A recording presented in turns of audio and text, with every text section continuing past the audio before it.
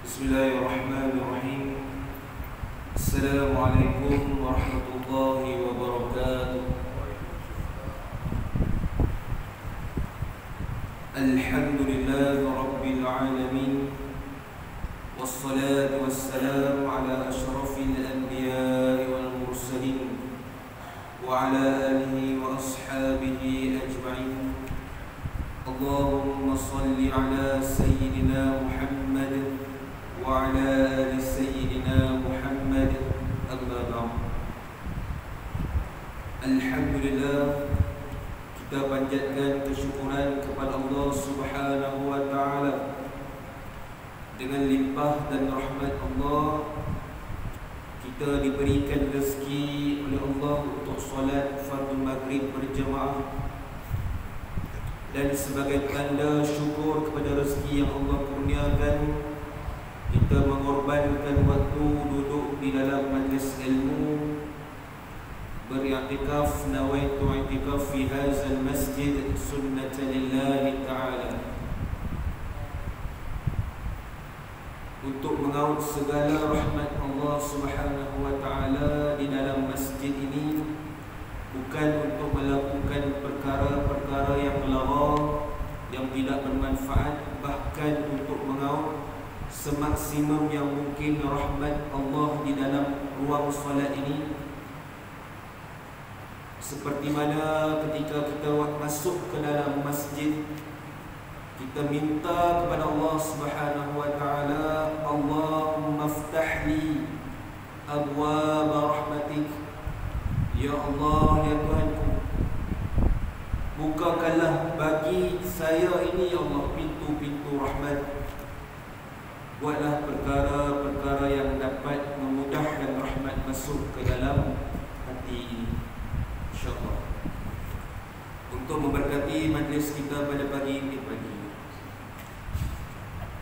Bagi memberkati majlis kita pada malam ini, kita hadiahkan bacaan Al-Fatihah kepada junjungan Nabi Muhammad sallallahu alaihi wasallam, para sahabat, para tabi'in, para tabi' tabi'in, dan kita hadiahkan juga kepada ibu dan ayah kita, sama ada yang masih hidup ataupun yang telah meninggal dunia, ulama-ulama yang telah pergi meninggalkan kita, dan seluruh kaum muslimin dan muslimat. Al-Fatihah.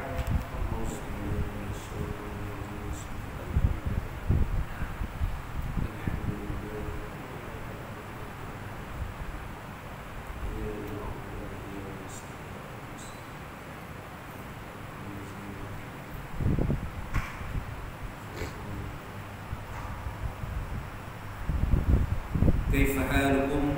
Khabar semua? Mudah-mudahan dalam keadaan sihat sejahtera, walaupun kita dilanda musibah banjir dengan demam PRU dan demam PRU. Jadi alhamdulillah masih lagi diberikan kekuatan untuk datang ke masjid, walaupun ada sebagian kita tengah sibuk kempen kan, tapi Allah pilih, Allah nak kita sentiasa dalam keadaan baik dan berkualiti tinggi. Alhamdulillah. Baik, insyaAllah.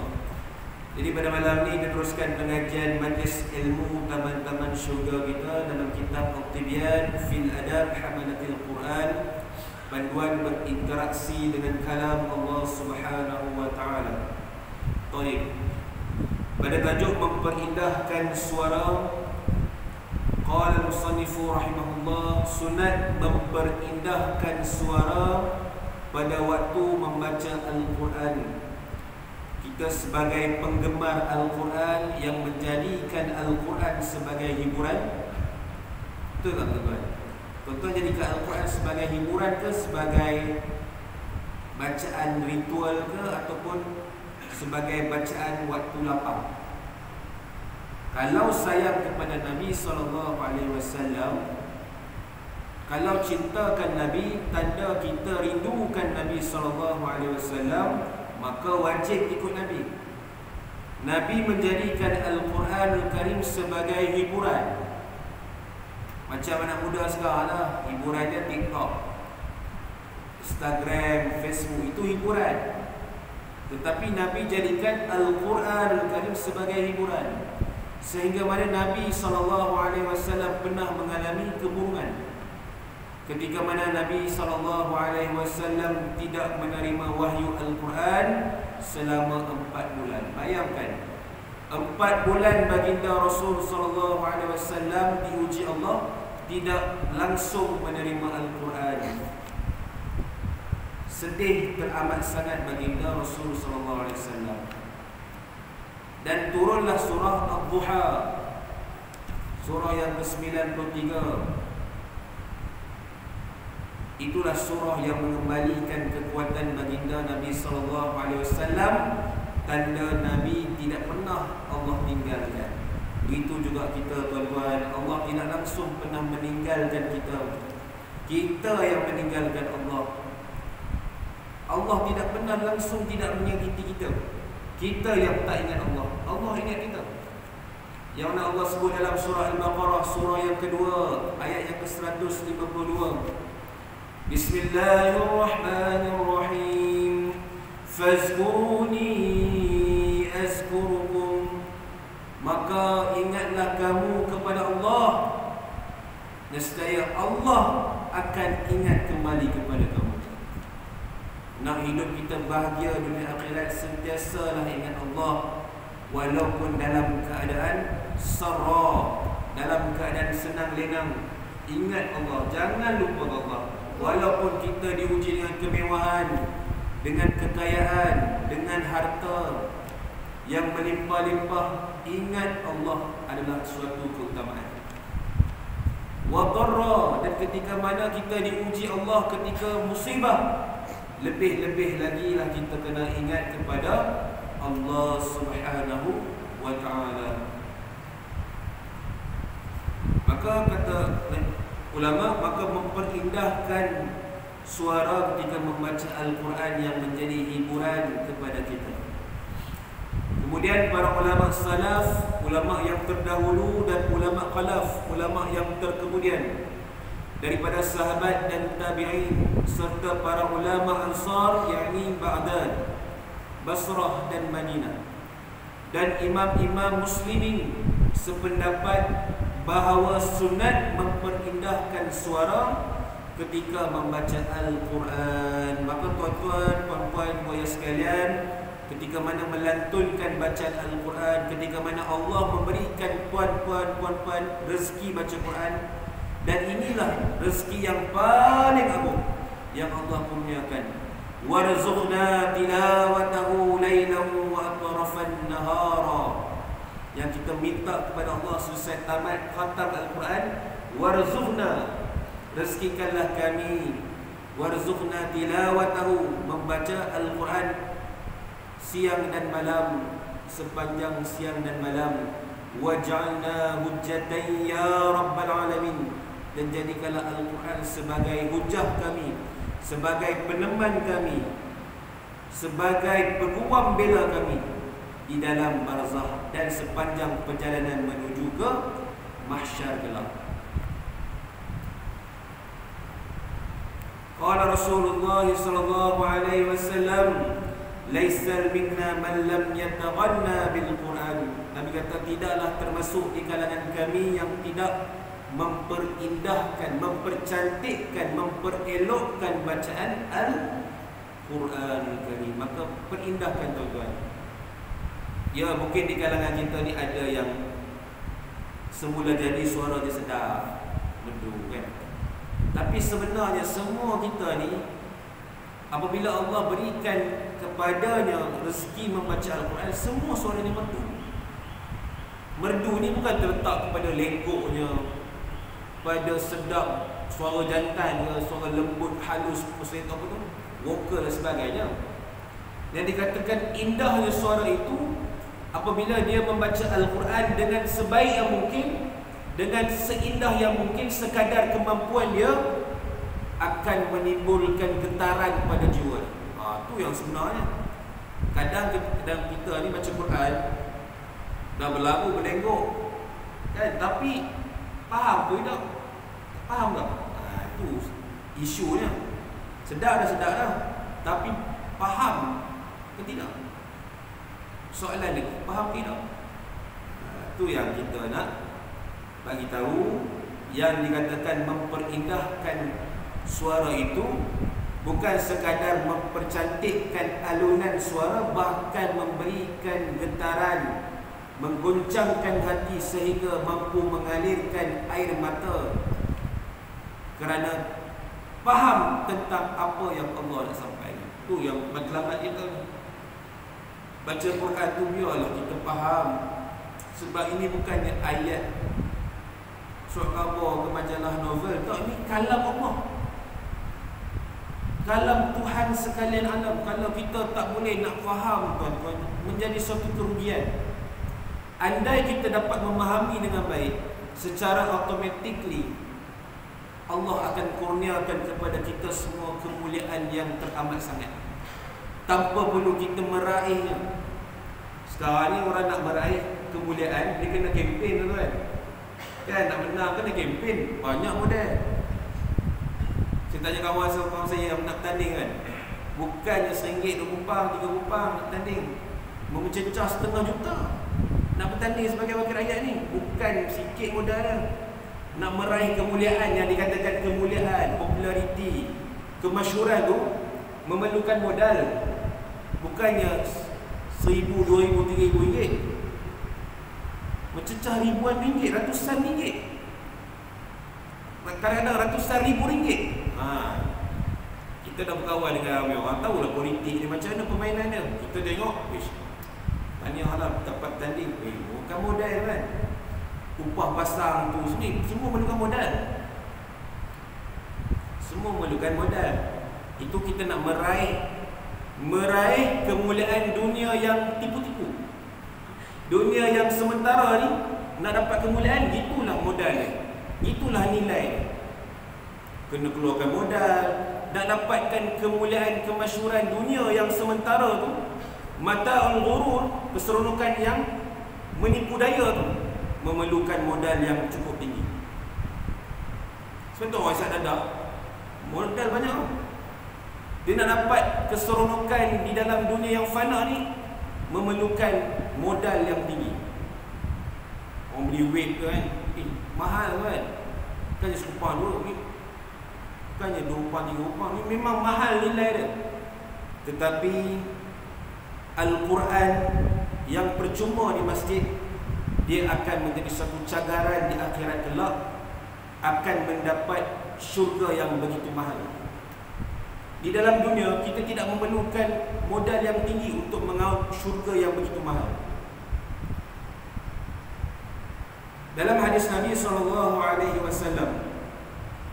yang dikatakan, orang yang melakukan amalan, membaca Al-Quran, menginfakkan harta dan segala perkara baik yang dikatakan yang menghasilkan saham di akhirat kelak, kerana kita mendambakan Allah Subhanahu wa taala, syurga yang mahal. Semestinya kita masuk ke dalam syurga Allah Subhanahu wa taala ini disebabkan rahmat. Tetapi ketika mana masuk ke dalam syurga, yang terdapat tingkatan-tingkatan kualiti syurga.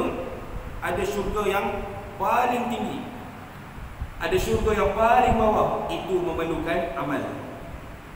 Memang kita masuk syurga sebab rahmat, tetapi amalan itulah yang menentukan kedudukan kita berada di kedudukan syurga Jannatul Firdaus ataupun jannah yang paling bawah.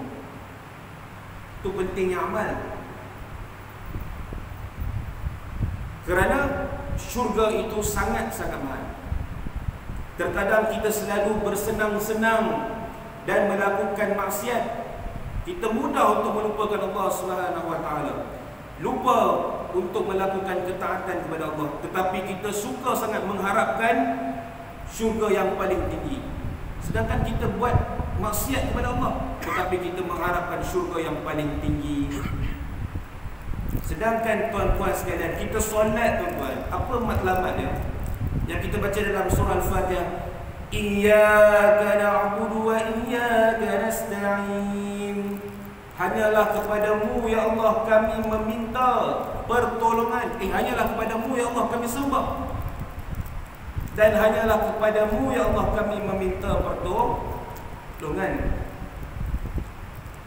Kenapa tak dimulakan dengan iyyaka nasta'in wa iyyaka na'budu? Tiba-tiba imam macam balik. Terpecah lah. Kenapa tak dimulakan iyyaka nasta'in wa iyyaka na'budu? Boleh imam macam tadi? InsyaAllah dia baca jadi. Boleh? Panggil dia agama lah. Sebab apa dimulakan iyyaka na'budu? Kemudian iyyaka nasta'in, sebab Allah nak ajar, didik kita iyyaka na'budu, hanyalah kepada-Mu ya Allah kami sembah. Sembah Allah dulu. Semayang dulu, masuk waktu terus semayang. Cari masjid yang berdekatan, utamakan Allah dahulu. Wa iyyaka nasta'in, dan hanyalah kepada-Mu ya Allah kami meminta tolong. Baru minta tolong. Dah kita dah sembah dah kepada Allah, buat apa yang Allah suruh, tinggalkan apa yang Allah larang, barulah minta. Itu adab dia. Kita minta dulu. Semayang, tengok masa. Kalau free, semayang. Kalau sibuk sangat, extend, tunda. Nak macam-macam, nak itu, nak ini, nak kaya, nak kereta mewah. Semayang ni tak, kan tak bertepatan. Nak tepat ikut dalam surah Al-Fatihah. Ketika mana Bilal melaungkan azan kan, hayya 'alas salah ke hayya 'alal falah tu? Saya tak tahu, saya kat Bilal ke hayya 'alal falah tu? Hayya 'alas salah, hayya 'alas salah tu kan. Sebab apa? Pernah tak Bilal mengkaji? Mengkaji, buat perbincangan, kenapa kita kena buat hayya 'alal falah tu, hayya 'alas salah tu? Sesaja nak betul, nak perbincangan ilmiah. Yang dikatakan ulama dimulakan dengan hayya 'alas salah, marilah kita menunaikan solat. Kemudian hayya 'alal falah, marilah kita menuju kejayaan. Nak berjaya, solat dulu, baru berjaya. Ni kita nak berjaya dulu, solat ujung-ujung. Nak dekat waktu, masuk waktu lain, barulah solat. Dia mergekan solat tu. Kalau maghrib dengan isyak, dia semayang waktu bila? Kalau isyak lepas 10, maghrib lepas 9 minit. Nak jimat masa benda. Kita berkira dengan Allah. Allah tak pernah pun berkira dengan kita. Dan kalau kita nak berkira dengan Allah, tak mampu nak kira, hitung nikmat yang Allah dah bagi terlampau maksimum pada kita. Wa in ta'uddu ni'matallahi la tuhsuha. Seandainya kamu menghitung nikmat Allah, nescaya kamu tak mampu nak kira nikmat Allah bagi. Itu pun kita berkira dengan Allah. Kita nak jimat waktu, semayang lepas 9 minit maghrib, dah habis tu azan, tu semayang isyak. Isyak boleh pula awal. Gitu. Ingatlah kita masuklah as-solat fil awal waqtiha, solatlah di awal waktu. Bila kita solat di awal waktu, kita ada waktu untuk duduk dalam majlis ilmu, boleh niat i'tikaf, boleh berzikir. Inilah bekal-bekal yang kita nak bawa jumpa Allah nanti. Nanti Allah tanya kan, Allah tanya nanti nikmat yang Allah berikan, apa yang kita gunakan untuk manfaat hidup. Jadi syurga itu mahal, tuan-tuan sekalian. Hadis yang diriwayatkan, qala Rasulullah sallallahu alaihi wasallam, man qafa adlaja wa man adlaja balagha manzila, ala inna sil'atallahi ghaliyah, ala inna sil'atallahi al-jannah, atau kama qala Nabi sallallahu alaihi wasallam. Nabi sallallahu alaihi wasallam bersabda, man qafa adlaja, barang siapa yang takut ditimpa musibah dalam setiap perjalanan hidupnya, maka dia akan bertolak awal dan cergas. Siapa yang bimbang, anda pasal kita dalam setiap perjalanan kita tu diuji Allah dengan sulit, benda-benda yang menghalang. Jadi kata Nabi SAW, man qafa adlaja, siapa yang bimbang perjalanannya itu ditimpa musibah, maka bertolaklah awal dalam keadaan cergas.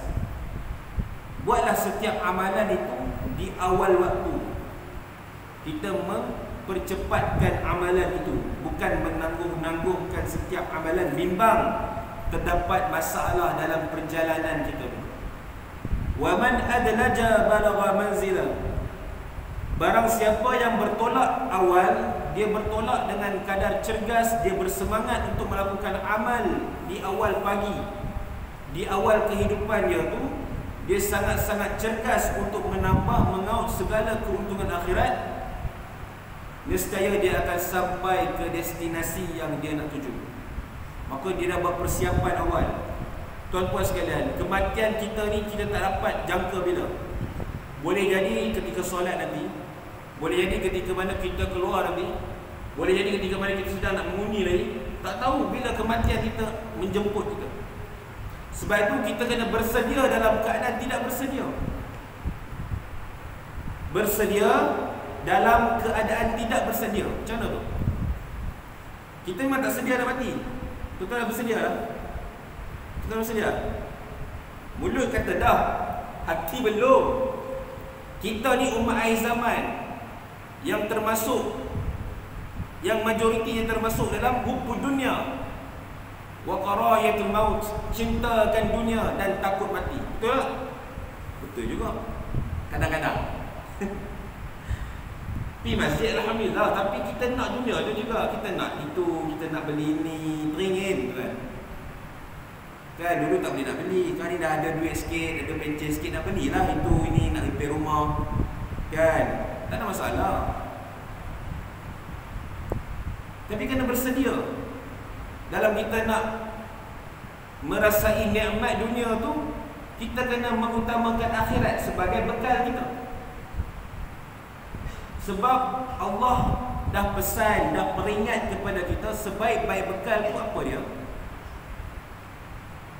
Satu perkataan yang Allah sebut dalam Quran, sebaik-baik bekal itu adalah takwa.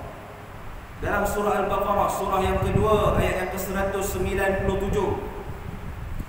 Wa tazawwadu fa inna khairaz zadit taqwa. Maka berbekallah kamu. Bawalah bekalan semaksimum yang mungkin. Bawalah tapau sebanyak yang boleh. Fa inna khairaz zadit taqwa, sebaik-baik bekalan untuk datang bertemu Allah adalah takwa. Apakah itu takwa? Takwa itu adalah meningkatkan iman dan amal soleh, yakni melaksanakan segala perintah Allah dan meninggalkan segala larangan Allah, dan berusaha menjadikan setiap amalan itu adalah amalan yang kita seronok, dan menjadikan setiap amalan itu sebagai hiburan, sebagai teman rapat, sebagai kawan yang baik. Itu takwa. Buat benda baik, buat apa yang Allah suruh, dan tinggalkan apa yang Allah tegah. Itulah takwa. Kemudian Nabi kata, ala inna sil'atallahi ghaliyah, ketahuilah bahawasanya barang dagangan Allah itu sangat-sangat mahal. Barang dagangan Allah itu sangat mahal. Apa barang dagangan Allah? Barang dagangan Allah adalah ala inna sil'atallahi jannah. Ketahuilah bahawasanya barang dagangan Allah itu adalah syurga. Barang dagangan Allah tu yang nilainya sangat mahal itu adalah syurga. Dan macam mana kita nak dapat barang dagangan tersebut? Kita mesti berurus niaga dengan Allah. Kita mesti berniaga, bermuamalat, berbisnes dengan Allah Subhanahu Wa Taala. Sebab kalau kita berniaga dengan makhluk amat merugikan. Keuntungan yang sedikit, kerugian yang banyak. Tetapi bila kita berniaga, berbisnes, bermuamalat dengan Allah Subhanahu Wa Taala, yang Allah sebut dalam surah Fatir, surah yang ke-35 ayat yang ke-29, suatu perniagaan yang tidak pernah mengalami kerugian. Innal ladzina yatluna kitaballah, sesungguhnya orang yang selalu membaca Al-Quran, selalu membaca Al-Quran, bukan kadang-kadang, bukan jarang-jarang, bukan baca Al-Quran ketika lapang, tetapi melapangkan masa untuk membaca Al-Quran. Yang selalu membaca Al-Quran, yatluna kitaballah wa aqamus salat, dan mendirikan salat. Lelaki mendirikan solat semestinya di dalam masjid secara berjemaah. Yang muslimat boleh ikut suami pergi masjid. Yang paling afdal solat di dalam rumah. Dia mendirikan solat, menghidupkan ibadah solat. Wa anfaqu mimma razaqnahum, dan menginfakkan hartanya sirran wa alaniyah, secara rahsia maupun terang-terangan. Orang yang membaca Al-Quran selalu, orang yang menunaikan solat, orang yang menginfakkan harta secara jelas ataupun sembunyi, yarjuna tijaratan lan tabur, mereka mengharapkan suatu bentuk perniagaan daripada Allah Subhanahu wa taala yang tidak pernah mengalami kerugian. Inilah berdagang dengan Allah kerana kita nak syurga yang harganya mahal. Dunia ni murah. Tuan-tuan yang kita ingat dunia ni mahal sangat, murah. Nilainya ibarat setengah sayap nyamuk. Itu dia nilai dunia, tak lebih daripada itu. Dunia ni fana, akan musnah binasa. Ma indakum yanfad, apa yang di sisi kamu pasti akan musnah. Dunia ni pasti akan musnah. Wa ma 'indallahi baq, apa yang di sisi Allah pasti akan kekal selama-lamanya. Sebab tu buat pelaburan yang bijak, pelaburan yang mendatangkan keuntungan, yang tidak pernah kerugian di sisi Allah Subhanahu wa taala. Kemudian daripada Al-Barra radhiyallahu anhu, saya mendengar Rasulullah sallallahu alaihi wasallam membaca di dalam solat Isya surah Wat-Tin waz-Zaitun, dan saya tidak mendengar seorang pun yang lebih bagus suaranya selain daripada baginda Nabi sallallahu alaihi wasallam. Jadi dalam zaman sahabat Nabi sallallahu alaihi wasallam, Nabi yang imamkan bacaan solat. Jadi dalam zaman tersebut, suara yang paling sedap adalah suara baginda Rasulullah sallallahu alaihi wasallam. Dan para ulama berkata sunat membaca Al-Quran dengan suara yang baik dan tertib selama mana tidak melampaui batas. Boleh memperindahkan bacaan Al-Quran. Kita nak meniru bacaan-bacaan qari, bacaan-bacaan ulama-ulama yang sedap suaranya, tetapi jangan melampaui batas. Dia lengguk biasa, kita lengguk macam kita lengguk kan. Kita ni penyanyi dandut, dia buat lengguk dandut, kena kan. Dia kena buat lengguk yang muktabar lah, yang bersesuaian dengan bacaan. Ni kita buat irama tradisional pula, lengguk dangdut, rock pula kan. Bismillahirrahmanirrahim. Kan dia melampaui batas. Jangan kita melampaui batas. Perbuatan itu adalah haram. Kita nak cari biarlah keberkatan dalam membaca Al-Quran, biarlah halal. Setiap huruf kita tu mendatangkan fadilat pahala, insya-Allah. Sehingga menambah atau menyembunyikan huruf, maka perbuatan itu tidak dibenarkan, haram. Dan ataupun membaca lahan irama pelat. Imam Syafi'i rahimahullah berkata dalam satu pendapat, Imam Syafi'i ini tidak menyukai bacaan yang ada irama yang macam pelat-pelat sikit. Kita nak meniru imam-imam, tetapi imam ni dia ada bacaan yang memang dia tak boleh nak sebut perkataan tu. Kita boleh sebut, kita nak ikut bacaan dia. Jadi tak disukai oleh Imam Syafi'i. Buatlah sekadar yang kita mampu kan. Kalau kita mampu tu sebut bacaan yang elok, maka kita betulkan tajwid tersebut. Janganlah kita nak meniru bacaan-bacaan qori-qori yang ada khilaf di situ. Kemudian Imam Al-Mawardi dalam kitabnya Al-Hawi berkata, membaca Al-Quran dengan lahan, irama ataupun pelat yang dibuat-buat. Kita yang buat pelat tu, jika mengeluarkan lafaz Al-Quran dari bentuk dengan memasukkan harakat-harakat di dalamnya, atau mengeluarkan harakat-harakat daripadanya, atau memendek atau memanjangkan, ataupun memanjangkan yang pendek, atau memanjangkan sehingga menyembunyikan perkataan lafaz yang lain yang menyamaartikannya, maka perbuatan itu haram dan pembacanya menjadi fasik. Jadi orang yang baca Quran juga kena berhati-hati. Daripada kita kena baca berguru.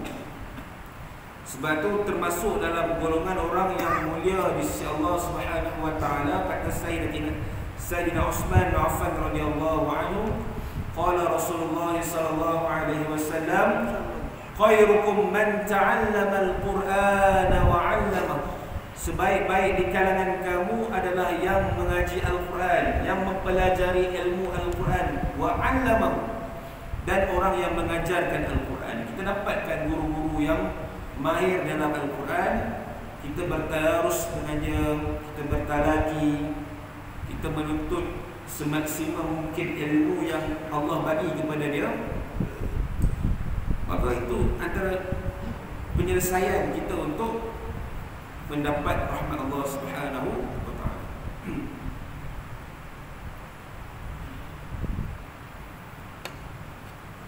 Kerana itu bermaksud ia mengalihkan dari jalan yang lurus ke jalan yang bengkok. Sebab itu baca Al-Quran ini penuh dengan ketelitian. Allah Subhanahu wa taala berfirman di dalam surah Az-Zumar, surah yang ke-39 ayat yang ke-28. Qur'anan Arabiyyan ghaira zi'wajin la'allahum yattaqun. Yaitu Al-Quran yang berbahasa Arab, ghaira zi'waj, yang tidak mengandungi sebarang keterangan yang terpesong, la'allahum yattaqun, supaya mereka bertakwa. Al-Quran ini dalam bahasa Arab. Sebab itu bahasa yang paling terbaik di atas dunia ini adalah bahasa Arab, bukan bahasa Inggeris ya. Kalau ada cikgu-cikgu kata bahasa Inggeris nombor 1, no. Bukan bahasa Inggeris, bahasa Arab nombor 1. Bahasa Arab bahasa yang paling mulia, yang paling terbaik di atas muka bumi ini, bukan bahasa Inggeris. Kalau dia kata bahasa Inggeris nombor 1, dia masih dijajah oleh British. Walaupun dah berpuluh tahun kita merdeka, tapi kalau pendirian dia mengatakan bahasa Inggeris itu bahasa nombor 1, dia masih lagi dijajah pemikiran, belum merdeka lagi. Dan bahasa yang paling terbaik di atas dunia ini sepanjang zaman adalah bahasa Arab. Bahasa Arab bahasa yang terbaik. Sebab kata ulama, kullu syai'in yartabit bil Quran yusbihu aziman. Everything is related. Kita pun marahi kan, apa kata kita tak tiup putih kan? Everything is associated. Saya pun terbelik lah. The everything is related. The Quran is become the greatest thing in the world. Boleh tak? Is that? Pentas saya. Setiap perkara yang ada hubung kait dengan Al-Quran, secara automatik Allah akan angkat darjat kemuliaan yang berkait dengan Al-Quran. Nazal Al-Quran bil lughatil arabiyyah. Al-Quran diturunkan dalam bahasa Arab. Fasbal khairul lughah fil alam. Al-Quran secara bahasa Arab ada kait dengan Al-Quran, secara automatik bahasa Arab dipilih sebagai bahasa terbaik di atas dunia. Bahasa Arab.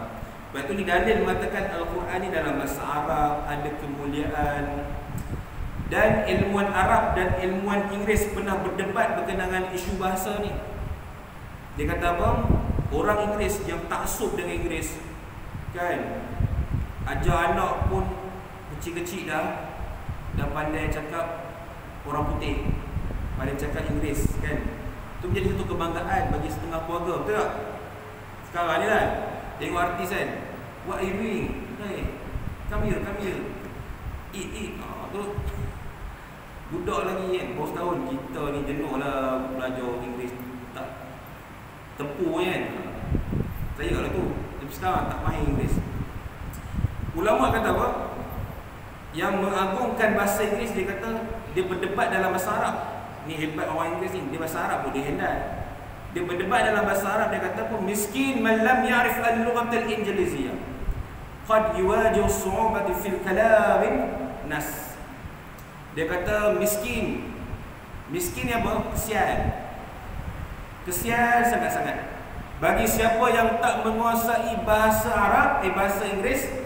Qad yuwajihu as-su'ubati fi fahmin kalamin nas. Dia akan menghadapi kesukaran dalam memahami kalam manusia. Betul lah. Kalau tak reti Inggeris, tak boleh cakap orang putih, dia tak boleh nak berkomunikasi dengan manusia. Betul tak? Dia agak ni sikit lah.